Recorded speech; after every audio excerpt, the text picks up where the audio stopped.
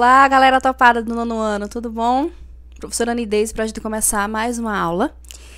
Seguindo aquela sequência, né, que eu espero que você já tenha entendido, o dia de segunda a gente trabalha, por enquanto, eu ainda estou no momento de revisão gramatical, para que a gente possa começar a usar o livro de vocês, certo? E aí, às quartas-feiras, a gente trabalha com os descritores. Como essa aula hoje é de segunda, nós vamos continuar na revisão. Na segunda passada, nós trabalhamos sujeito predicado, pedi para que vocês fizessem ou mapas mentais ou as anotações no caderno. Hoje eu vou fazer a mesma coisa. A frequência da aula de hoje vai ser com essa participação, ou seja, vocês vão assistir a esse vídeo e vão me mandar no privado até o resto da semana, certo?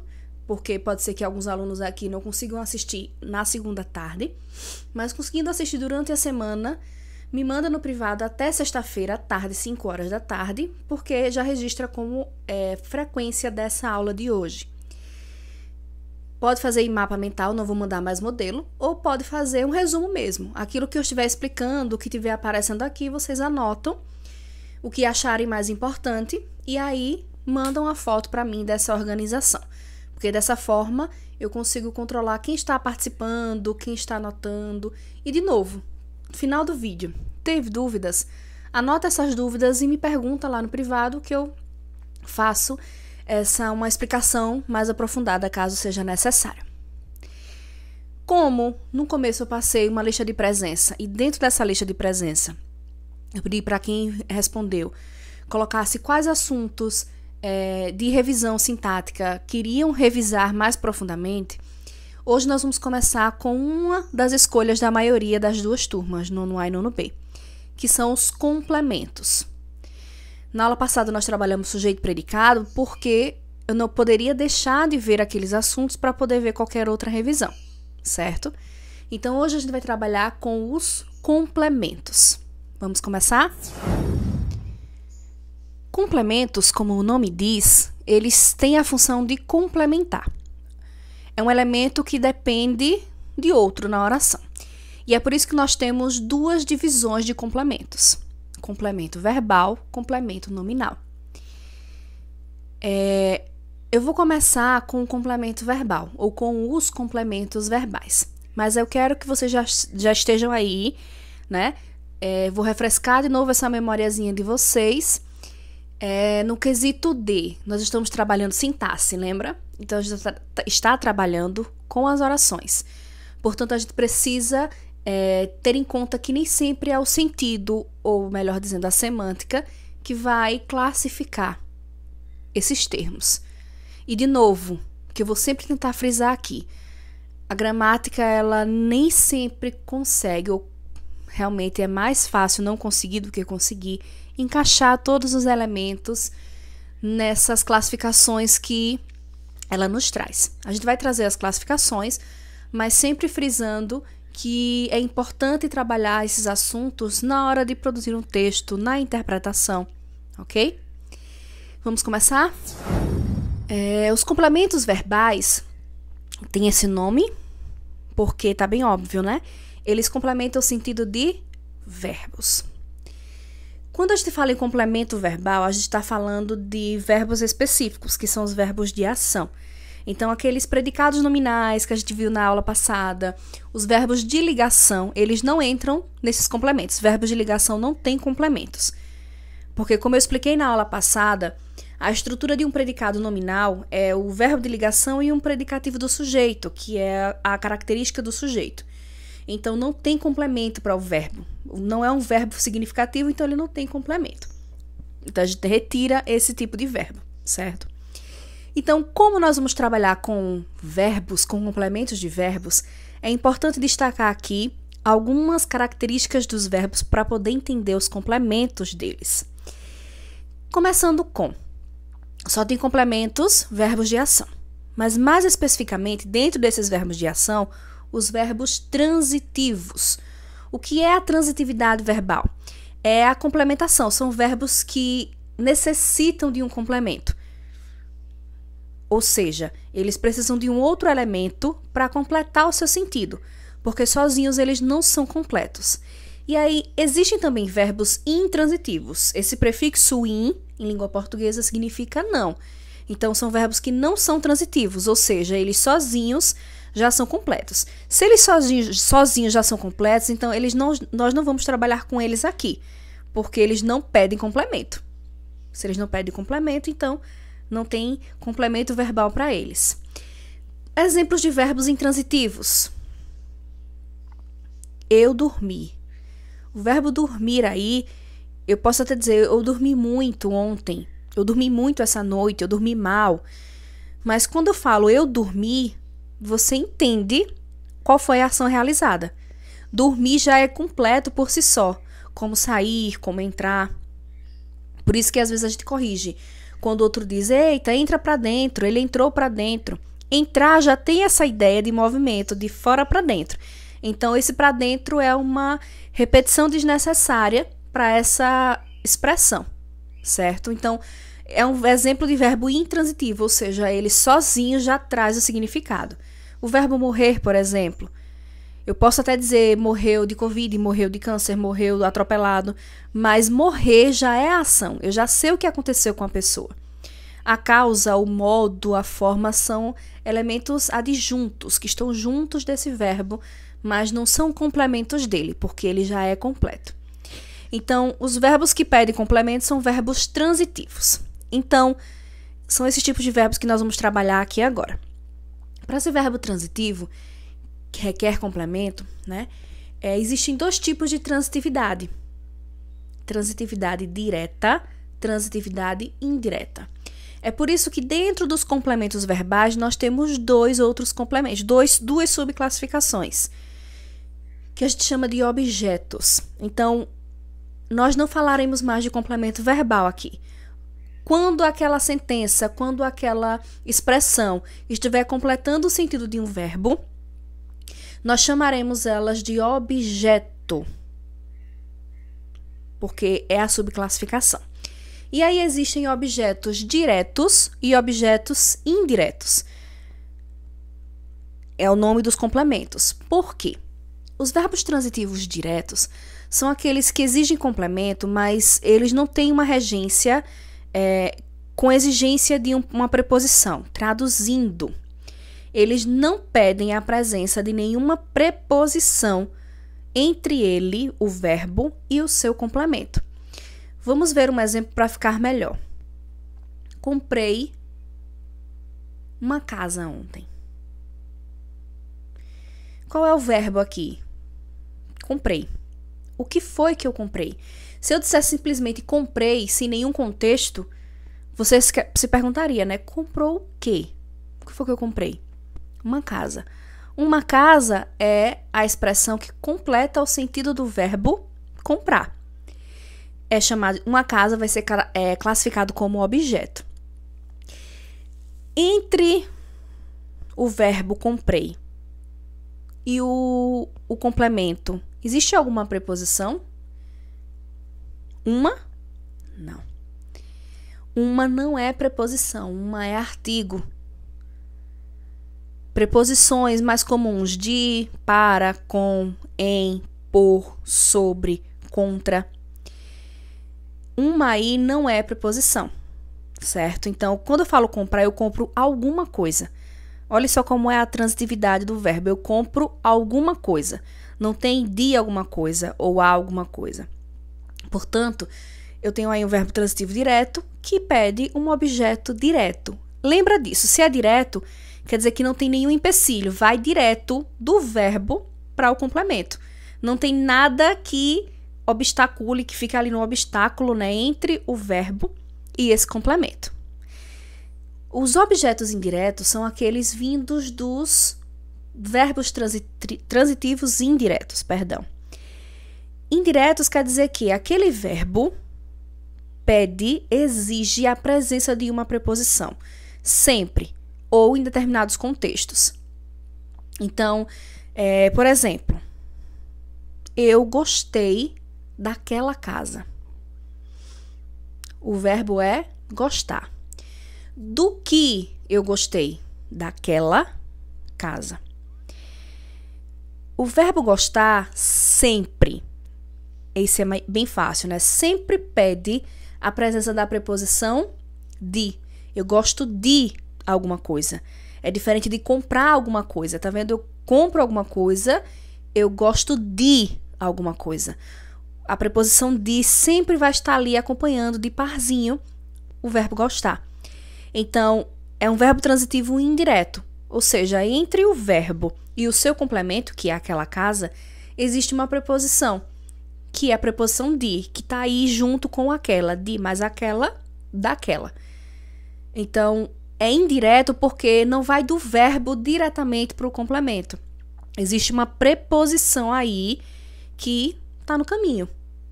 Então, o do gostar é fácil. Existem verbos que são os dois ao mesmo tempo, dependendo do contexto. Ah, professora, já complicou. Só um pouquinho. Vamos pegar o primeiro exemplo. Comprei aquela casa ontem. Foi isso? O que foi que eu comprei? Aquela casa. É o que, né? É o objeto direto que a gente viu, não tem nenhuma preposição. Mas se eu quisesse dizer, comprei uma casa para minha mãe. O que foi que eu comprei? Uma casa. Para quem eu comprei? Para minha mãe. Para minha mãe já é outro complemento. Perceba que já deu uma alterada na oração, né? Para minha mãe já é outro complemento também do verbo. Então, tem verbos que em determinados contextos podem ter dois complementos. Mesmo sendo dois complementos, os dois têm que ser diferentes. Não tem verbo que tenha complemento direto nos dois. Que tenham dois objetos diretos ou dois objetos indiretos. Sempre tem que ser um objeto direto e o outro objeto indireto. Então, comprei o quê? Uma casa. Para quem? Para minha mãe.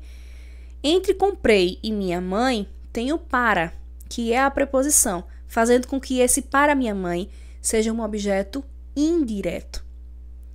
Então, além desses complementos, né, continuam sendo os dois complementos, o objeto direto e o indireto. A diferença aí é que o mesmo verbo, numa mesma oração, vai trazer os dois. Entendendo mais ou menos até aqui? Tem uma exceçãozinha aqui dos complementos verbais que eu quero frisar, certo? Como um exemplo de como a gramática ela não consegue encaixar tudo. Como é impossível fazer tudo se encaixar dentro das nomenclaturas que ela quer. Pega essa frase aqui, ó. Eu fui à praia nesse final de semana. Quem dera, né? Faz tempo. Eu fui à praia nesse final de semana. Qual é o verbo aí? Fui. É o verbo ir, né? Que é o verbo que está ali nessa oração. É um verbo que indica movimento. Né? Um movimento de ida que vai necessariamente trazer uma informação de lugar. Certo? Se eu digo eu fui, tá completo sentido? Não, né? Mas se eu disser a vocês que a praia não é complemento, mesmo que complete o sentido do verbo ir, vou explicar por quê.